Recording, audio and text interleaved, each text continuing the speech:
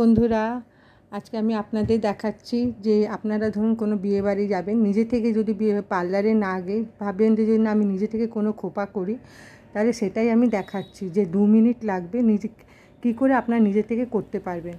এই দেখুন, ভিডিওটা দেখুন, ভালো লাগলে বলবেন, কমেন্ট করবেন, লাইক করবেন, শেয়ার করবেন।